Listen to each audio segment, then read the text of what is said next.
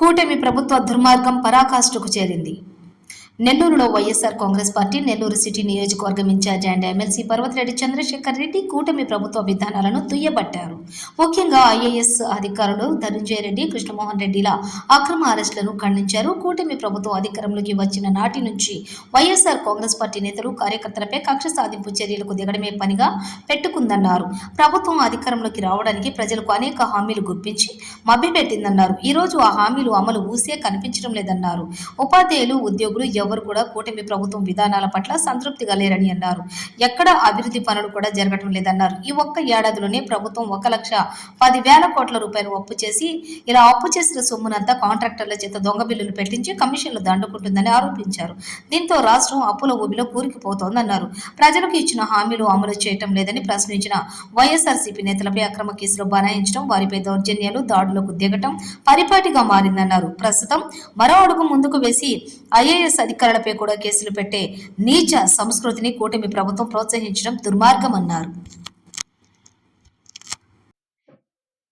నిన్నటి రోజున ఐఏఎస్ అధికారి ధనంజయ రెడ్డి గారిని, అలానే గత ప్రభుత్వంలో ముఖ్యమంత్రి గారికి ఓఎస్డీగా పనిచేసినటువంటి కృష్ణమోహన్ రెడ్డి గారిని, వీరిద్దరిని కూడా అరెస్ట్ చేసి ఈ రోజున రిమాండ్కి పంపించడం అన్నది అత్యంత దురదృష్టకరమైనటువంటి విషయం.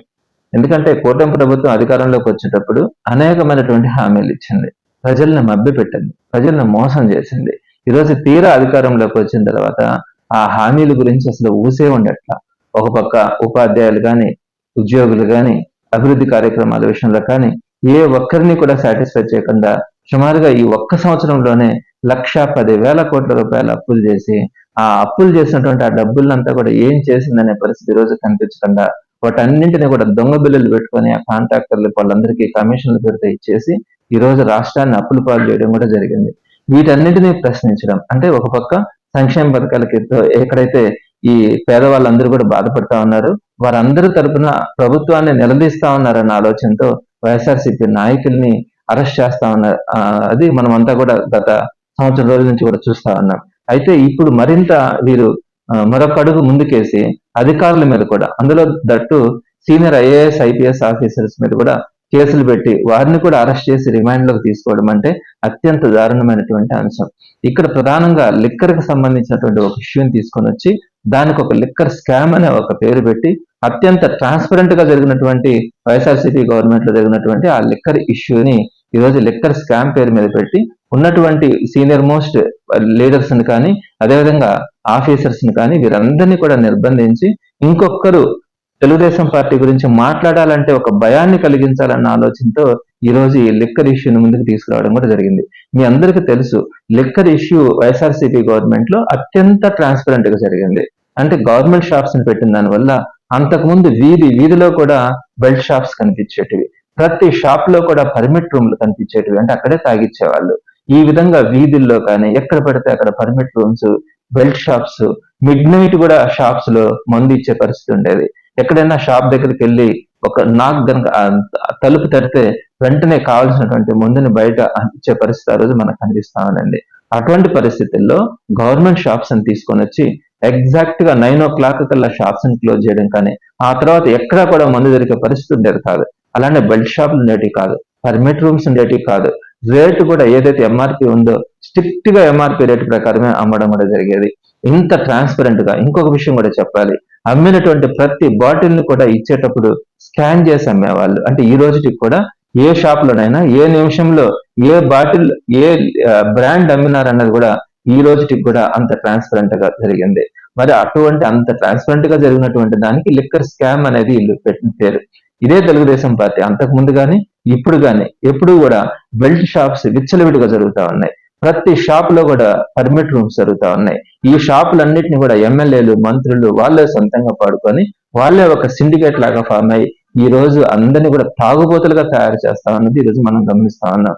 ఎన్ని హత్యలు జరుగుతా ఉన్నాయి, ఏ విధంగా ఈ రోజు వీధుల్లో ఎక్కడ పడితే అక్కడ యువత అంతా కూడా తాగి రోడ్డును పడి ఎక్కడ ఇష్టం వచ్చినట్టు కనిపించినట్టు పొడిచే పరిస్థితి మా నెల్లూరులో కూడా కనపడతా ఉంది. ఇటువంటి పరిస్థితులు ఈ రోజు కనపడతా ఉంటే పద్ధతిగా ట్రాన్స్పరెంట్ గా జరిగినటువంటి వైఎస్ఆర్సీపీ గవర్నమెంట్ లో గవర్నమెంట్ షాప్స్ ని పెట్టి గవర్నమెంట్ కి ఆదాయాన్ని కూడా పెంచినటువంటి ఆ సిస్టమ్ ని లిక్కర్ స్కామ్ అని పేరు పెట్టినారు. దాంతో పాటు అక్కడ ఉన్నటువంటి ఆల్మోస్ట్ పొలిటీషియన్స్ అందరినీ కూడా ఆ కేసులు ఇరికించడానికి ప్రయత్నిస్తా, అక్కడ ఉన్నటువంటి ఆఫీసర్స్ ని కూడా దాంట్లో రిమాండ్కి తీసుకునే పరిస్థితి కనిపించిందంటే ఈ రాబోయే రోజుల్లో వీళ్ళు ఏమి నేర్పిస్తా ఉన్నారు ఈ సొసైటీకి అన్నది అర్థం కావట్లే. ఈ రోజు ప్రతి ఆఫీసర్ కూడా చెప్తా ఉన్నాడు, ఈ తెలుగుదేశం పార్టీ ఈ విధంగా ఏదో కన్ఫెషన్ స్టేట్మెంట్ వాళ్ళకి నచ్చిన వాళ్ళ దగ్గర పిలవడం, కన్ఫెషన్ స్టేట్మెంట్స్ తీసుకోవడం, ఆ స్టేట్మెంట్ ఆధారంగా కేసులు పెట్టి వారందరినీ కూడా రిమాండ్ లోకి పంపించే పరిస్థితి ఏర్పడతా ఉంటే, రేపొద్దున వైఎస్ఆర్సీపీ ప్రభుత్వం వచ్చిన తర్వాత ఈ రోజు తప్పు చేయిస్తా ఉన్నారు ప్రభుత్వం ఏదైతే ఏ అధికారుల దగ్గర అయితే తప్పులు చేయిస్తా ఉందో, ఈ అధికారులు అందరి పరిస్థితి కూడా రేపొద్దున వైఎస్ఆర్సీపీ ప్రభుత్వం వచ్చిన తర్వాత ఇబ్బందులు పడే పరిస్థితి ఉంటుంది అని అనేది ఈ రోజు అధికారులందరిలో కూడా ఒక ఆందోళన ప్రారంభమైంది. ఈ రోజు తెలుగుదేశం పార్టీ కార్యకర్తల నాయకులు కూడా బాధపడతా ఉన్నారు. ఎందుకంటే వైఎస్ఆర్సీపీని ఈ విధంగా వేధిస్తా ఉన్నారు. రేపొద్దున ప్రభుత్వం మారుతుంది, ఖచ్చితంగా ఆ సిగ్నల్స్ ఉన్నాయి. మరి అలాంటప్పుడు తెలుగుదేశం పార్టీ కార్యకర్తల నాయకులు చేస్తున్నటువంటి ఈ తప్పులు కానీ ఇవన్నిటి కూడా ఈ పాపాలన్నీ రేపు మోయాల్సి వస్తుందని చెప్పి ఈ రోజు వాళ్ళలో కూడా ఒక భయం అన్నది ఉంది. కాబట్టి తెలుగుదేశం పార్టీ అధిష్టానం కూడా ఆలోచించాలా, మరి ఇంత విచ్చలవిడితనం పనికిరాదు. ఎప్పుడు కూడా ప్రభుత్వాన్ని ప్రశ్నిస్తా ఉన్నారు, ప్రజల పక్షాన్ని పోరాడుతా ఉన్నటువంటి వైఎస్ఆర్సీపీని ఈ విధంగా నిర్బంధించాలని, ఆ రోజు పనిచేసినటువంటి అధికారులు అందరినీ కూడా నిర్బంధించాలని ఆలోచనతో ముందుకెళ్తే దీన్ని ప్రజాస్వామ్యం మనము నియంతృత్వము, ఈ నియంతృత్వం జరిగినప్పుడు ప్రజల్లో ఒక తిరుగుబాటు వస్తుంది. ఆ తిరుగుబాటు వచ్చినప్పుడు పెద్ద పెద్ద ప్రభుత్వాలు కూడా కూలిపోతాయి. మరి గమనించుకోవాలా, ఈ రోజు కృష్ణమోహన్ రెడ్డి గారిని కానీ ధనంజయ రెడ్డి గారిని కానీ అలాంటి సీనియర్ ఆఫీసర్స్ ని అరెస్ట్ చేయడం అన్నది ఈ రోజు ప్రజల్లో ప్రతి ఒక్కరు కూడా వేదన చెందుతా ఉన్నారు. ఇది మంచి సంప్రదాయం కాదని వైఎస్ఆర్సీపీ తరపున కూడా ఈ చేసినటువంటి ఈ అక్రమ అరెస్టులని తీవ్రంగా ఖండిస్తా ఉన్నాం.